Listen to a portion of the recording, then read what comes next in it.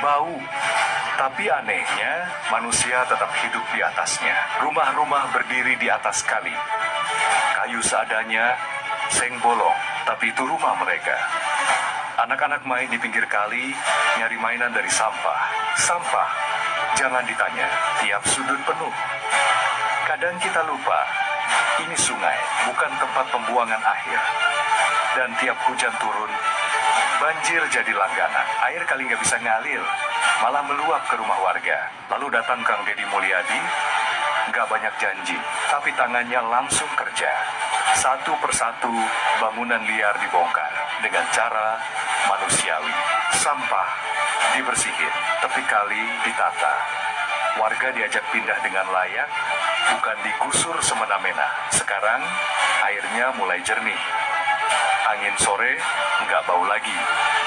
Dan untuk pertama kalinya, Kali Gabus Bekasi punya harapan. Setelah tak diperhatikan di era Ridwan Kamil dan Ahmad Heriawan, sekarang hujan deras nggak lagi bikin panik. Karena setiap tepi dipasang beton penjaga tinggi. Setinggi harapan warga pada Kang Deddy Mulyadi. Ini bukan sulap, ini kerja nyata. Assalamualaikum warahmatullahi wabarakatuh. Alhamdulillah. Selamat pagi para sedulur-sedulur yang saya cintai dan semoga dicintai oleh Allah SWT. Oke para sedulur, tadi di awal video ini ada potongan video yaitu gambaran tentang sungai atau Kali Gabus ya, yang ada di Tambun Selatan, Kabupaten Bekasi, Jawa Barat, yang telah berhasil direvitalisasi di bawah komando Gubernur Jawa Barat yaitu Kang Deddy Mulyadi. Nah, teman-teman, ini gambaran kerja nyata daripada Gubernur Jawa Barat saat ini ya teman-teman, Kang Deddy Mulyadi. Kali Gabus yang dulunya juga sudah daerah aliran sungainya dipenuhi oleh bangunan permanen, yang kalinya juga warnanya juga hitam, isinya sampah, penuh dengan sampah. Di bawah komandonya Kang Deddy Mulyadi, bangunan-bangunan liar di sepanjang daerah aliran sungai berhasil kemudian dibongkar, ditertibkan, dan sungainya juga saat ini dikeruk, didalemin, dan juga kemudian dipasang pail beton di kanan kirinya. Nah, akhirnya memang kemudian sungainya saat ini juga sudah hilang ya, bau busuknya sudah enggak mengeluarkan bau busuk. Aliran sungainya juga mulai lancar ya teman-teman. Artinya ini teman-teman, ini sebuah gambaran potret keberhasilan programnya Kang Deddy Mulyadi. Ini merupakan salah satu sungai-sungai yang ada di Kabupaten Bekasi di Jawa Barat yang berhasil kemudian direvitalisasi oleh Kang Deddy Mulyadi. Kemudian ada juga Kali Mati, Kali Baru, ada Kali Cikarang, semuanya berhasil direvitalisasi oleh Kang Deddy Mulyadi. Yang mana teman-teman, memang kalau kita lihat kan di setiap sungai-sungai yang ada di kota-kota besar, di daerah aliran sungainya, kalau kita lihat itu banyak bangunan liar ya, bangunan liar yang memang kemudian dibangun permanen di pinggiran sungai gitu kan. Dan memang kemudian kalau di cabang-cabang sungai itu sampai bahkan ada yang berani memang kemudian menutup permukaan sungainya, dan kemudian di atas sungai, cabang sungai itu kemudian di atasnya dibangun rumah ya, rumah permanen. Nah, yang seperti inilah yang kemudian menimbulkan banyak masalah di kemudian hari. Dan kalau kemudian bangunan-bangunan permanen itu ada eksis saat ini, ya tentunya itu berarti ada pembiaran ya, sampai berapa periode pastinya. Nggak cuma setahun 2 tahun itu, sampai orang kemudian dari cuman mendirikan lapak dagangan, bikin bangunan semi permanen, sampai kemudian bikin bangunan permanen. Pastinya ini terjadinya sudah bertahun-tahun gitu kan, dan tampaknya memang ada yang yang mengabaikan mereka gitu kan. Artinya nggak kemudian aparat setempat kayak aparat kelurahan, aparat desa, atau aparat kecamatan, aparat kabupaten terjadi pembiaran gitu kan. Bayangin kalau ini dibiarkan terus, semua bantaran sungai di kota-kota besar itu semuanya habis dibangun sama orang-orang gitu kan, yang mana sebetulnya mereka itu kan membangun di bukan yang milik mereka, di tanah yang bukan kepunyaan mereka, tanpa izin lagi gitu kan. Dan kita bisa lihat kalau kemudian teman-teman lihat dari perjalanan dari kota Bogor gitu kan, melewati jalan raya Bogor, Ketika kemudian mau dari Cibinong kemudian mau masuk ke arah Depok, terus panjang alur sungainya, di situ ada alur sungai ya, di pinggir Jalan Raya Bogor itu juga pinggirnya bangunan permanen semua gitu kan. Apapun alasannya, tindakan-tindakan untuk membangun bangunan permanen di tanah yang bukan kepemilikan mereka tanpa izin, tentunya tanpa izin ya dari aparat desa setempat pastinya gitu kan. Yang jelas ini merupakan bentuk pelanggaran gitu kan, dan memang kemudian diperlukan sosok yang pemberani, sosok yang tegas, sosok yang nggak kenal kompromi, dan itu yang kita dapati dari Kang Deddy Mulyadi. Saya pikir juga tindakan-tindakan Kang Deddy Mulyadi ini harus dicontoh oleh provinsi-provinsi yang mengalami masalah banjir ya, seperti di Jawa Barat ini. Jawa Barat ini yang paling parah kan di Kabupaten Bekasi ya, bagian hilir dia, bagian bawah. Dan saya pikir siapapun gubernur kayak DKI Jakarta itu kalau kemudian nggak menyontoh daripada Kang Deddy Mulyadi ini, tentunya apapun yang dilakukan akan tetap sia-sia. Di Jakarta itu banyak sungai-sungai yang ngalir dari area Jawa Barat, seperti Sungai Ciliwung gitu kan. Itu memang harusnya memang ditertibkan gitu kan. Di pinggir sungainya itu udah banyak bangunan-bangunan permanen gitu kan. Paling tidak memang harus ditertibkan, dijadikan area resapan. Itu kan harusnya kan area resapan pinggir sungai itu kan. Dan memang cenderungan orang-orang yang tinggal di pinggir sungai ya kalau buang sampah mau kemana tinggal cenderungin ke sungai. Dan kalau kayak gini sudah terjadi terus-menerus, terjadi pembiaran dari aparat setempat, aparat desa, aparat kelurahan.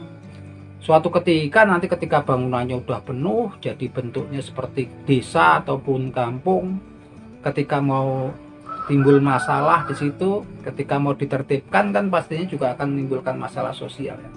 Dan saya pikir harapannya untuk warga Jawa Barat, Kang Deddy Mulyadi ini terus ya programnya, program yang sangat bagus yang sudah dimulai Kang Deddy Mulyadi. Saya pikir kemudian kepala daerah setempat, kepala daerah baik itu wali kota ataupun bupati untuk kemudian meneruskan untuk menertibkan semua wilayah-wilayah yang dianggap perlu untuk ditertibkan, karena ini ulah segelintir orang, ulah yang sekelumit orang yang untuk keuntungan mereka membangun bangunan di tempat yang mereka kan nggak bayar gitu kan, tapi bukan milik mereka.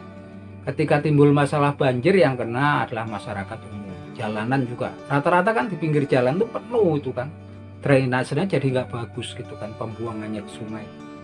Nah ini Kang Deddy Mulyadi ini luar biasa sekali. Kita juga berharap kalau kayak saya juga warga Jawa Barat, walaupun saya bukan asli orang Jawa Barat, saya tinggal di Cianjur.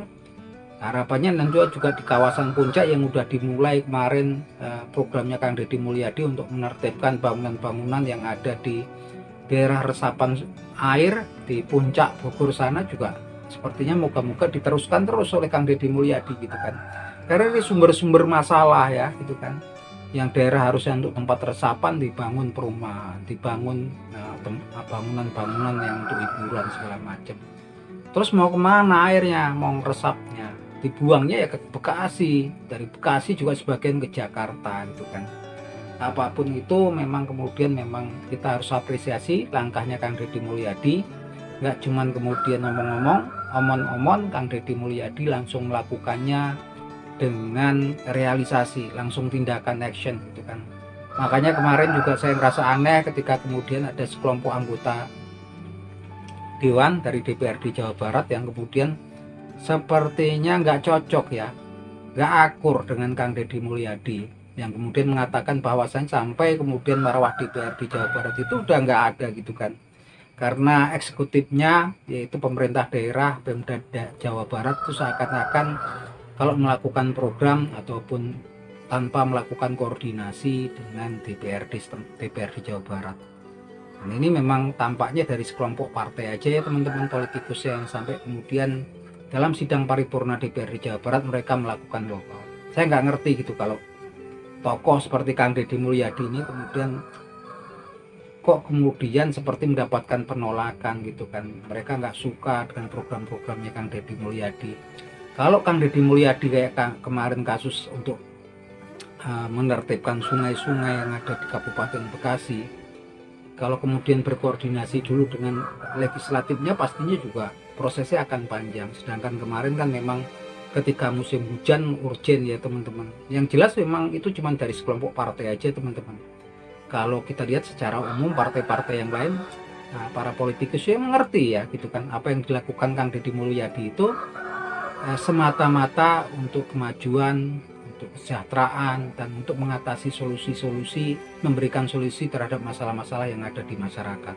Dan itu merupakan bentuk kehadiran negara, bentuk kehadiran kepala daerah, bentuk kehadiran seorang gubernur yang memberikan solusi terhadap masalah-masalah yang ada di masyarakat. Ini luar biasa sekali gitu kan. Dan pastinya kalau kemudian ada yang melakukan penolakan terhadap programnya Kang Deddy, ya pasti ditonton oleh masyarakat kan. Masyarakat kan mudah mengakses siapa sih mereka itu gitu kan, yang seakan-akan memang betul-betul ya nggak tahu gitu kan, mereka kok nggak suka, kemudian nggak akur dengan Kang Deddy Mulyadi. Dan Kang Deddy Mulyadi orangnya sepertinya tegas ya, mereka juga dia nggak mudah untuk diintervensi gitu, dia nggak mudah kemudian untuk apa ya, dipengaruhi oleh kemudian tindakan-tindakan seperti itu. Yang jelas memang kemudian saya pikir seluruh elemen masyarakat di Jawa Barat selalu mendukung Kang Deddy Mulyadi, dan juga beliau Kang Deddy Mulyadi ini kan dinaungi oleh partai besar ya, Partai Gerindra. Kesininya memang apa ya, kita harapannya Kang Deddy Mulyadi tetap ya program-programnya itu ditindaklanjutin, seperti kemarin penertiban bangunan-bangunan yang ada kemudian di daerah resapan di Bogor, dan kemudian di sungai-sungai Bekasi itu masih banyak ya teman-teman gitu kan. Yang jelas-jelas mereka kan sebagian udah, bahkan sungainya aja yang ditutup di atas ya, di atasnya dibangun ruko atau toko-toko. Ini luar biasa sekali gitu kan. Seharusnya memang kemudian Kang Deddy ini berkoordinasi dengan legislatif untuk membuat undang-undang yang memberikan konsekuensi hukum yang berat ya, buat orang-orang yang nanti coba-coba lagi untuk mendirikan bangunan di tempat-tempat yang bukan milik mereka, di tempat-tempat yang memang tempat itu untuk kepentingan umum gitu kan, sehingga timbul efek jera. Karena kalau cuman diberantas kayak gini, ketika nanti Kang Deddy mungkin udah nggak merintah lagi di Jawa Barat, mungkin di DKI atau pindah mungkin nyalon yang lain lagi gitu kan, ya seperti rumput liar gitu, pasti mereka akan berusaha. Nanti itu memang kemudian bisa diatasi, dicegah dengan peraturan-peraturan atau undang-undang untuk menghukum berat buat orang-orang yang berusaha mendirikan bangunan di bantaran sungai gitu kan, agar ada efek jerahnya gitu kan. Karena ini kan banyak gitu kan. Lihat, jadi kayak kalau jalan raya itu, kalau kita lihat puncak itu sebenarnya lihat kanan kirinya bagus, tapi kalau udah dipenuhi bangunan kan kita juga lihatnya juga ini ya gitu kan, kurang bagus gitu kan. Dan itu pasti lama kelamaan juga akan kemudian yang lain ngikut terus penuh gitu kan. Dan ketika nanti kemudian dibiarkan terus, ketika kemudian udah membangun permanen ya, semuanya ketika ada masalah dan kemudian mau ditertibkan pastinya menimbulkan masalah dampak sosial. Nah itu aja teman-teman obrolannya. Semoga program-programnya Kang Deddy dalam penertiban bangunan-bangunan liar yang ada di daerah aliran sungai, khususnya yang ada di wilayah Kabupaten Bekasi, tetap berjalan dan kemudian memang ditindaklanjuti terus ya. Kalau bisa seluruh wilayah bantaran sungai yang ada, sungai-sungai yang ada di Bekasi ini ditertibkan oleh Pemda setempat ya. Karena ini memang efeknya ke depannya pastinya akan baik ya gitu kan. Efeknya luar biasa untuk kepentingan umum. Nah itu aja teman-teman obrolan kita di pagi hari ini. Semoga kita semua selalu mendukung, memberikan sokongan kita, apresiasi kita kepada seorang kepala daerah yang betul-betul bekerja untuk warganya, demi kemajuan, demi kesejahteraan gitu kan, untuk warganya. Nah itu aja teman-teman. Akhir kata, wabillahi taufiq wal hidayah. Wassalamualaikum warahmatullahi wabarakatuh.